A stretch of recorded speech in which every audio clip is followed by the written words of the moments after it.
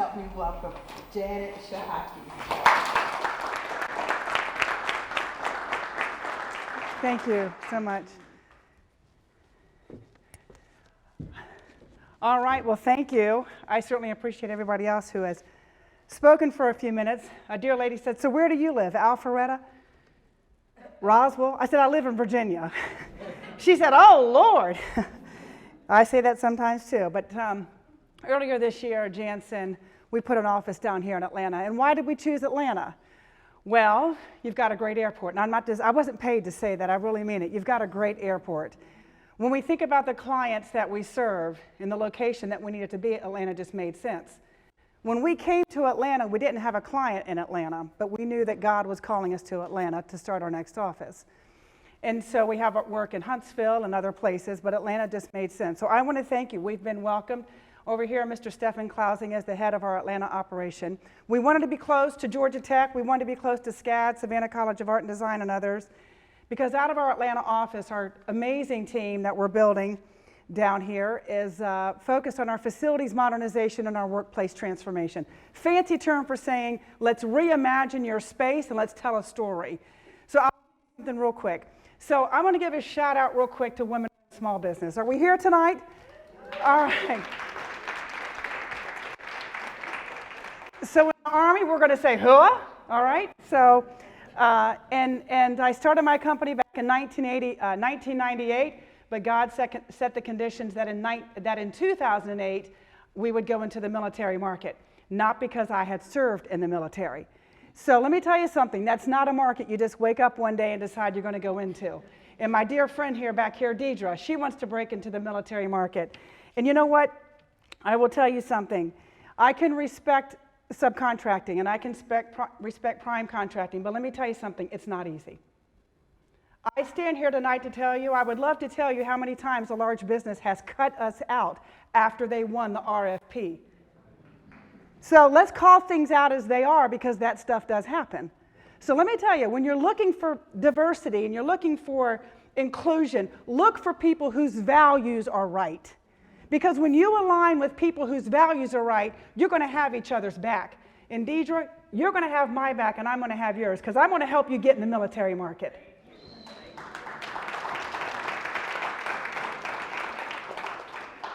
So let me tell you, it's been my sincere honor and privilege to own this company, but you're only as good as your team. And let me tell you, when you're looking for fit, because belonging is all about fit, right?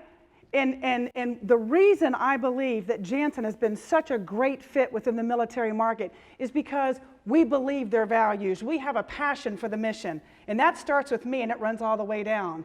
Something else that starts with me and runs all the way down is that Jansen is a woman-owned and managed small business. I get really upset when I see a woman-owned small business and she's nowhere to be found.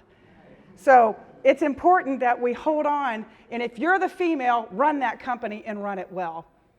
So I also wanted to share that I think it's important as I look over our success that we've had and these guys, and there are just a few of them here tonight, and the rest of them are scattered in different places. A lot of them are at the Pentagon and Fort Belvoir and other places, and we can't leave out the Marines, the great work that we do for the Marines. So let me tell you how I broke into this market. The gentleman who said tonight, sir, thank you, your emphasis on mentors. Find you a mentor, I agree with that. Listen to them. Let them drag you around and talk to them and let them introduce you to their battle buddies. And most importantly, follow through on the commitment that you made at the time of the sale. So I'll just close by sharing this. Our first big military account came at a small place out in the middle of nowhere, Utah, called Tooele Army Depot. I'm like, I've skied in Salt Lake for years and never heard of this place. But you know, we went out there and we were going up against some big companies, but the commander loved our passion. You can figure out where that comes from. She loved what we brought to the fight. We won that contract. She then gets promoted to a position at a 4-star command. So when an opportunity came up, she called her friend. She said, I believe y'all can do this. And here's what they asked, can you brand our building? We'd never done that before.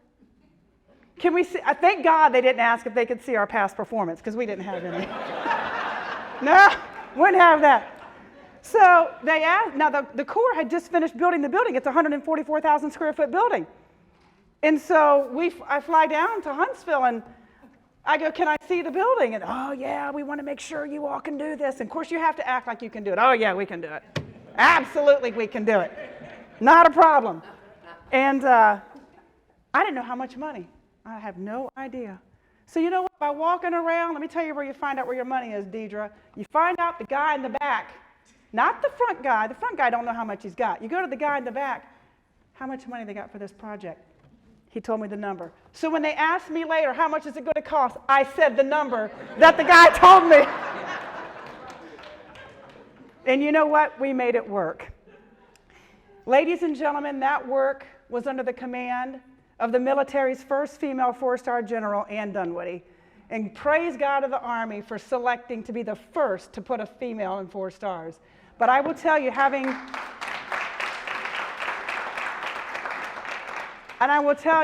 worked for her command and under the time she was there at AMC, that lady made it to the top, not because she was a female, it's because she was a great leader and she was a soldier. And that's what did it. And I think we need to remember, fall back on your skill and do your job and do it well. And General Dunwoody still to this day is a very good friend.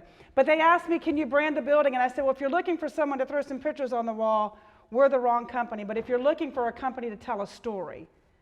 Now here today, ladies and gentlemen, our work in facilities modernization and workplace transformation, it's growing rapidly. We're reimagining spaces for people. But the way we reimagine it is we find their story. And I think a lot of organizations today have forgotten your story. And that's the heartbeat. Anybody can throw some paint and carpet on the floor and paint on the walls, but find our story. And so when we did the building, I'll tell you this great story, and I'm going to wrap it up. So, when you serve the military, especially at 4 stars, they have quite an entourage, right?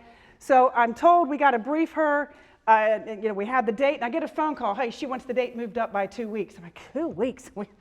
And they're like, okay, we'll be ready. So we're working like 18 hours a day, and I'm flying back and forth every week, not from Dulles to Atlanta, but from there to Huntsville International Airport. And so the night before the briefing, I have to brief her deputy chief of staff. And he's a little shorter than I am, so I had a privilege standing over him. And I'm practicing my presentation, and he said, no matter what, don't tell her we're not on schedule. I said, but we're not on schedule. You guys awarded this contract. No. In other words, don't tell her the truth. Well, and he says, no matter what, you keep your speech to 30 minutes. You keep this presentation to 30 minutes. I said, okay, I got it. So the next morning, so let me just say this real quick, because I can't get away without saying it. That night, I stood in the lobby of that building. It's at 10 o'clock at night, and I prayed. I was going to brief the military's first female 4-star general, just a girl from Manassas, nowhere, Virginia. So if you can't tell me that God can't do things, he can. And I stood there and I just asked for God's favor over that meeting. That next morning, that big old entourage comes in, and boy, she comes out, and I said, it's go time. And I walk out there and I put my hand in hers. She and I hit it off. We're walking through. She loved it. She absolutely loved it. What's the one question you think she asked me? Are we on schedule? She's standing there like this, Janet, are we on schedule? And I looked at that guy, and these are my exact words. I said, ma'am, we'll be where we need to be on the day we need to be there. That's a true story. She reached into her pocket, and all the green suiters are, what is she going to do? And she reached out, and she handed me, when she was really handing Stefan and our entire team, her 4-star coin of excellence. No contractor is supposed to get one of those. And she stopped her lawyer, and she said, I know what I'm doing. And I'll tell you what, folks, do what you say you're going to do, and do it with love, and do it with passion. And if you come from where I come from, you put God first, and he'll take you to places you never thought possible, and he'll close doors that are meant to be closed, and he'll open doors that are meant to be open.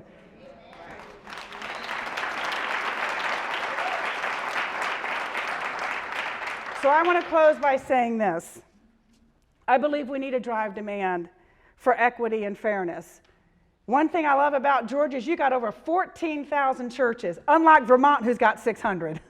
So you guys are doing all right. So let's drive demand for equity. And let's drive development. And I love what the gentleman said about the work going on at the airport over the next few years. And let's drive dependency on our God. I want to quote one person. He's a native of your state here, Dr. Kenneth Boa. I don't know if any of you know him. He's an author and theologian. He says this, I quote, "The responsibilities and pressures of this world clamor for our attention and tend to squeeze our inner lives and starve our souls.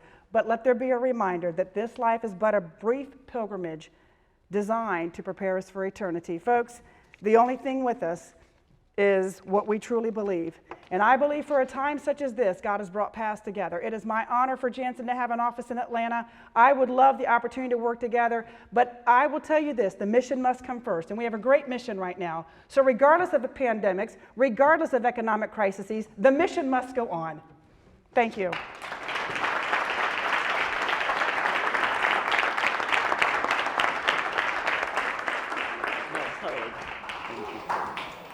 Someone said, "Ooh, exactly." That was inspiring. I'm telling you, that's wonderful. You got everybody want to come work with you.